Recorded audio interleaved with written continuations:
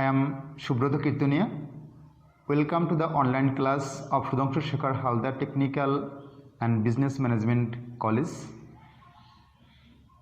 Dear students, I hope you are well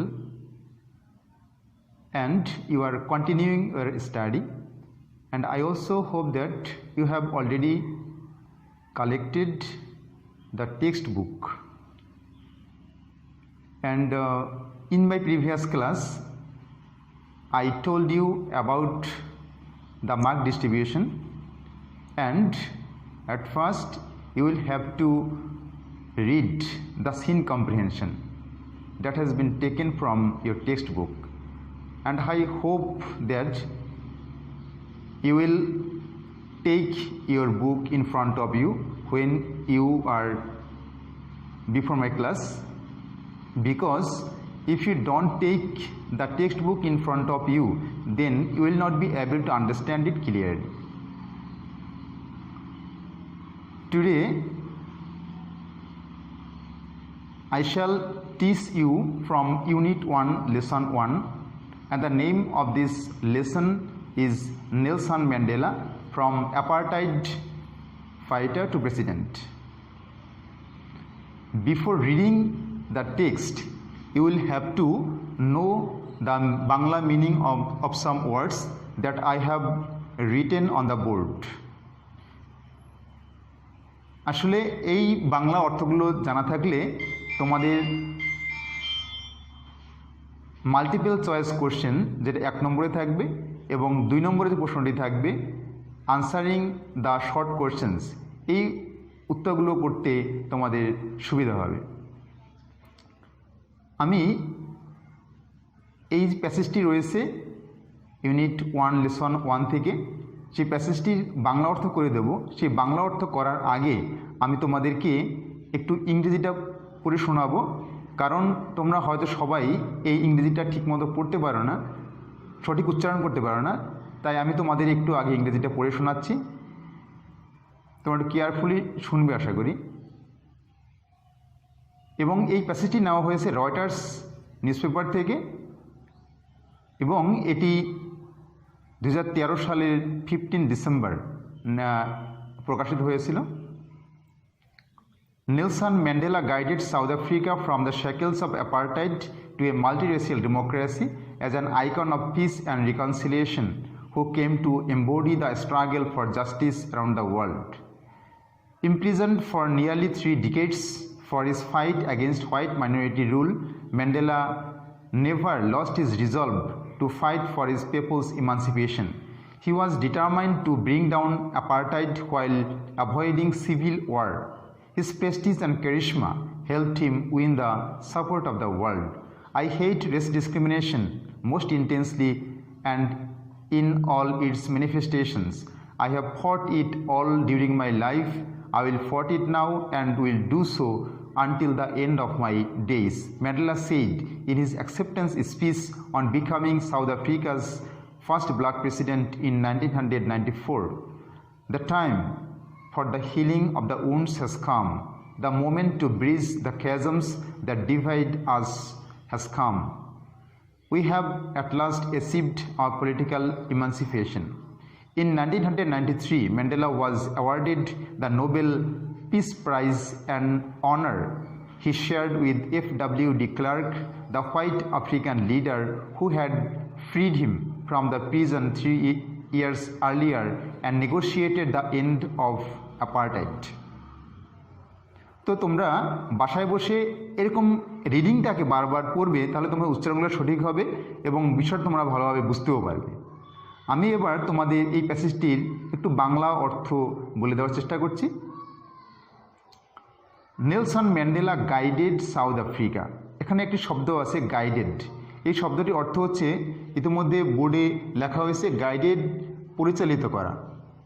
এবং আরেকটি uncommon word তোমাদের কাছে মনে হতে পারে অ্যাপারটাইড, অ্যাপারথেডও বলা হয়, এর অর্থ হচ্ছে জাতি বিদ্বেষ। আরেকটি ওয়ার্ড আছে শ্যাকেলস, এর অর্থ হচ্ছে শৃঙ্খল। মাল্টিরেশিয়াল ডেমোক্রেসি, এর অর্থ হচ্ছে বহুজাতিক গণতন্ত্র। আইকন হচ্ছে প্রতীক, পিস শান্তি, রিকনসিলিয়েশন, সমঝোতা বা সংহতি। এবার আমি তোমাদের একটু অর্থ করার চেষ্টা করছি। Nelson Mandela guided south Africa. Nelson Mandela দক্ষিণ আফ্রিকাকে পরিচালিত করেছিলেন ফ্রম দ্য শ্যাকেলস অফ অ্যাপার্টাইড, অর্থাৎ জাতিবিদ্বেষের শৃঙ্খল থেকে, টু এ মাল্টিরেসিয়াল ডেমোক্রেসি, অর্থাৎ বহুজাতিক গণতন্ত্রের দিকে, as an icon of peace and reconciliation, একজন শান্তি এবং সংহতির প্রতীক হিসেবে, who came to embody the struggle for justice around the world, যিনি সমস্ত বিশ্বে ন্যায়বিচারের জন্য যে সংগ্রাম, সেই সংগ্রামটার বাস্তব রূপ তিনি দিয়েছিলেন। Imprison for nearly 3 ডিকেডস। ইমপ্রিজন অর্থ হচ্ছে কারাবন্দি থাকা, আর ডিকেডস হচ্ছে দশক, অর্থাৎ 10 বছরটাকে বলা হয় ডিকেড। 3 ডিকেডস অর্থ হচ্ছে 3 দশক, অর্থাৎ 30 বছর। ইমপ্রিজন ফর নিয়ারলি 3 ডিকেডস, তিনি প্রায় 3 দশক ধরে অর্থাৎ 30 বছর ধরে জেলে বন্দী ছিলেন, for his fight against white minority rule. শ্বেতাঙ্গরা ছিল আফ্রিকায় সংখ্যায় কম, এই জন্য বলা হয়েছে হোয়াইট মাইনরিটি, এবং এরা এই আফ্রিকাকে শাসন করত। তো এই যে অল্প কিছু সংখ্যক শ্বেতাঙ্গরা যে শাসন করতো, এটাকে বলছে হোয়াইট মাইনরিটি রুল।